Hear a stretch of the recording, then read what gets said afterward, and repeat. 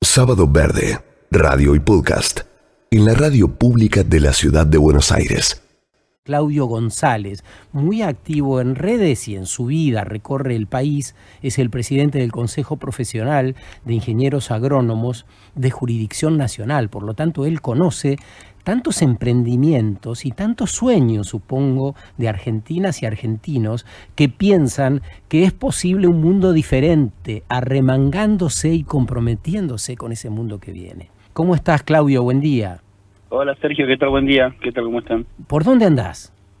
No, ahora estoy de vuelta acá en Ciudad de Buenos Aires, yo soy de acá también, pero sí, me toca por suerte viajar bastante y conocer la realidad de distintas zonas productivas del país. ¿De dónde venís entonces? Bueno, la semana pasada estuve recorriendo la provincia de Corrientes y de Misiones, y puntualmente estuve en Misiones, en Iguazú, donde visité algunos productores chacareros, ¿no? Que estaban ahí haciendo diversos tipos de producciones.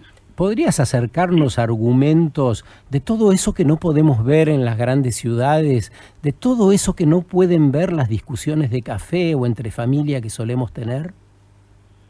Bueno, sí, vos justamente mencionabas esto, ¿no? De no depender solamente de un cultivo o de no pensar solamente en un cultivo, o en realidad son 4 los grandes cultivos, son la soja, el trigo, el girasol y el maíz, ¿no? Así es. Los cultivos al menos con los que incluso los ingenieros agrónomos nos formamos orientando todo el sistema productivo en torno a ellos, ¿no? De hecho, la gran mayoría de los alimentos que consumimos derivan de esos grandes 4 cultivos. Sí. Lo que sucede es que no solamente en la Argentina, sino en el mundo, hay una enorme diversidad de plantas, de alimentos, que están por fuera de esos 4 cultivos industrializados. Y ahí viene un poquito el desafío que tenemos todos, que también tienen los consumidores, porque cuando uno va al supermercado, digamos, y quiere comprar, no está encontrando, no sé, un arrope de chañar, una mermelada de guaybirá, bueno, son todos productos muy regionales, son especies nativas del norte argentino, que deberían empezar a tender a aparecer, ¿no? O al menos como consumidores empezar a exigir que aparezcan. Esos son los conceptos básicos de la soberanía y la democracia alimentaria, ¿no? Poder tener una gran variabilidad de alimentos para elegir y no ir siempre a los mismos alimentos. Uh-huh. ¿Y qué hay de eso en la Argentina? ¿Dónde están esos cultivos, esas producciones? ¿Cuántas personas intervienen? ¿Cuánto más se podría hacer en esa línea y no en la otra que resulta cada vez más errónea? Bueno, en general en el norte, en todo el gran norte argentino, tenemos una amplia variabilidad de especies y de plantas que podrían ser, digamos, tranquilamente como nuestro alimento, tanto lo que es el monte chaqueño como la selva misionera. La gente que vive ahí, digamos, yo los invito a cualquiera que pueda ir, si van a visitar las cataratas del Iguazú, pueden acercarse también a visitar a las comunidades locales y van a ver que la gran mayoría consume alimentos propios de la selva, ¿no? Alimentos que la selva les da, lo mismo que en el monte chaqueño, alimentos que el monte les da, digamos, y eso es un valor cultural que es propio de nuestra idiosincrasia nacional. O sea, nosotros, digamos, cuando uno va al norte es parte de nuestra cultura. Por ejemplo, se me ocurre en el norte argentino, en Santiago del Estero, en Chaco, lo que es el algarroba, y con el algarroba se hace harina y con esa harina se hace alfajores, ¿no? Entonces, eso obviamente acá a Buenos Aires no llega, y es importante que se pueda promover, digamos, la inserción de esos alimentos, primero en el consumo local, y después, obviamente, apuntar al mercado internacional, si es necesario y si se puede. Ahora que lo decís de ese modo, Claudio, ¿no será que las personas debiéramos empezar a trasladarnos a esos espacios tan poco ocupados de la Argentina, donde hay alimentos, donde hay posibilidad de trabajo, o recrear esas posibilidades de trabajo? Nada, esta posibilidad de invitarnos a repensarlo todo en este tiempo que nos obliga un poco a eso también, ¿no? ¿Por qué siempre para acá? ¿Por qué siempre para el centro? Claro. Sí, está claro que la Argentina no es solamente la región pampeana. De hecho, yo particularmente, además de presidir el consejo, soy docente en la Facultad de Agronomía, y nosotros en las cátedras de mercados y de comercio lo que estudiamos es precisamente que la explotación agrícola en pequeña escala y tecnificada es mucho más rentable y beneficiosa incluso para el ambiente que su gran superficie, ¿no? Que la gran superficie que produce mayormente granos para la exportación.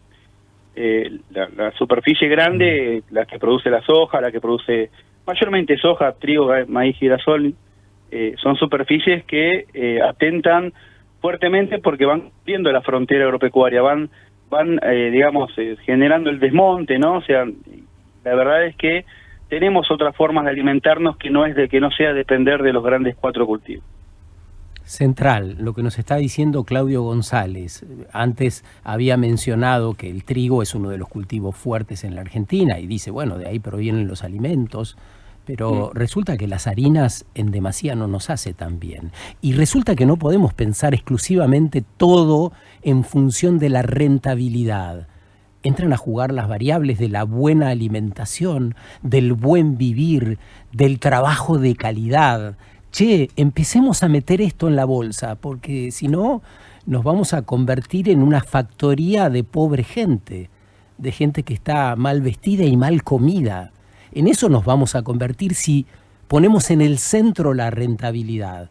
Claudio González, que además es docente universitario y es vocal de Parques Nacionales.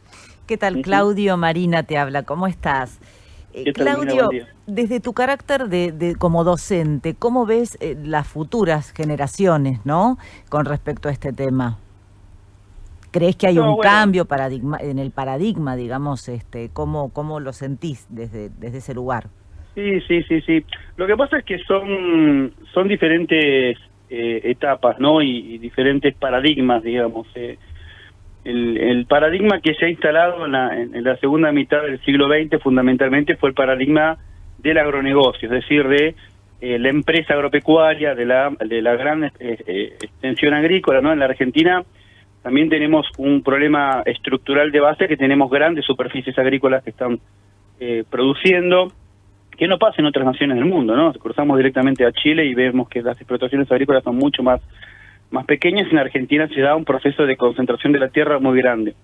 Pero, digamos, el paradigma actual, o al menos el que nosotros en la facultad trabajamos, es mucho el paradigma de la bioeconomía, es decir, de la economía cíclica, y plantear la diversidad alimentaria, o sea, poder agregar valor no solamente a aquellos alimentos o aquellas especies con las cuales nuestra cultura, nuestros ancestros, nuestros abuelos se alimentaban y hoy nosotros no, sino también poder hacer uso de aquellos sistemas productivos, volverlos más eficientes y más cíclicos, ¿no? O sea, menos contaminantes y que menos impacto ambiental generen en el ambiente. Pero yo creo que lo fundamental es el cambio de conciencia, y ahí las nuevas generaciones vienen mucho más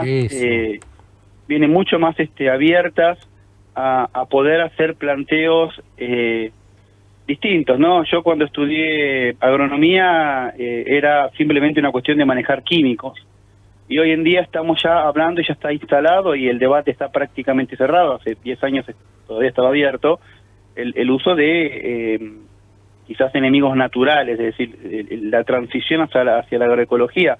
Ese es un poco el objetivo o la utopía. Es difícil, es complejo, lleva años, pero la idea es esa, y los jóvenes y las nuevas generaciones están un poco más orientadas hacia eso. Claudio González, presidente del Consejo Profesional de Ingenieros Agrónomos, tiene jurisdicción nacional su cargo, así que recorre el país, contacta e interviene con productores. Claudio, Cari, bueno, te saluda. Muy buenos días. Buenos días, Cari. Claudio, y qué importante justamente el tema de la docencia en todo esto, porque antes se naturalizaban un montón de cosas, seguramente también por ignorancia y porque todavía no teníamos encima todos los desastres que empiezan a suceder, ¿no? Claro. Sí, de hecho, les agrego si quieren una anécdota más, a partir de... A mí, cuando me toca viajar, me gusta mucho la ruta. Bueno, como todo ingeniero agrónomo, nos gusta la ruta, la camioneta y la par en la camioneta, decimos nosotros. pero en Santiago del Estero yo tengo mis abuelos que son santiagueños, y cuando fui a Santiago del Estero les preguntaba a mi familia, a lo más grande, bueno, ¿qué comían cuando eran chicos? Y ellos me hablaron de un dulce que ellos comían que se llamaba gualanchao. Gualanchao. Bolanchao. Si el bolanchao es como una bolita de dulce que se hace con la harina de algarroba y con las semillas del mistol, que son dos árboles nativos del monte chaqueño, y eran un alimento que, por ejemplo, las abuelas producían o armaban artesanalmente y que los chicos comían y les encantaba comer. Bueno, hoy en día esas abuelas ya no están y las nuevas generaciones de alguna forma han dejado de alimentarse con ese tipo de alimento, con el gualanchao, ¿no? Entonces digo, ahí tenés un ejemplo de lo importante que es sostener la cultura, porque sosteniendo la cultura vos sostenés también el uso de la biodiversidad nativa. Es decir, las abuelas hace quizás 60, 70, 80 años atrás no tenían un supermercado para ir a comprar una mermelada de durazno, supongamos, ¿no? O sea, que son mermeladas industrializadas. Sino que la forma que tenían de alimentar a sus hijos era esto, ¿no? Era con un bolanchao, era con una leche de cabra, era con un quesito de cabra, que eran alimentos naturales, nativos, que salían del monte y que no tenían ningún tipo de impacto en términos de la industrialización. Claro. Entonces digo, esa diversidad, esa cultura es lo que te lleva hoy en día a plantear esto, ¿no? La biodiversidad alimentaria.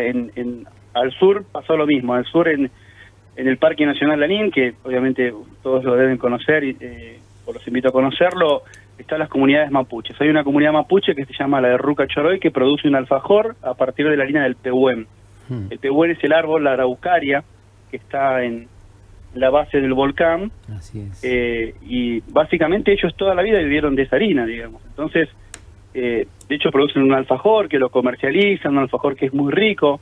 Está hecho con harina de pehuen, que incluso es apta para celíacos, así que... ¡Qué bien! Digamos, tenemos... Claro, tenemos una diversidad alimentaria enorme en Argentina que tenemos que defender y tratar de promover.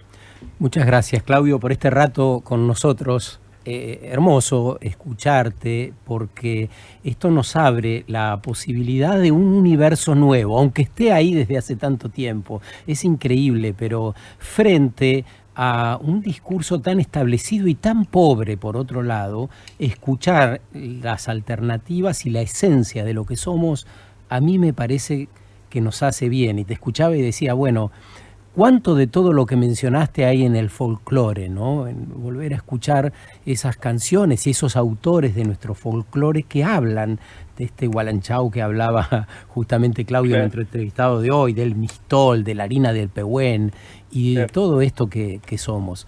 Así que agradecidos esta mañana por el contacto, por tu tiempo y por el trabajo que haces. Un gran abrazo. Gracias igualmente a ustedes. Hasta luego. Claudio González, presidente del Consejo Profesional de Ingenieros Agrónomos de la Argentina, está en Parques Nacionales también y es profesor de la universidad. Sábado Verde, radio y podcast, en la radio pública de la ciudad de Buenos Aires.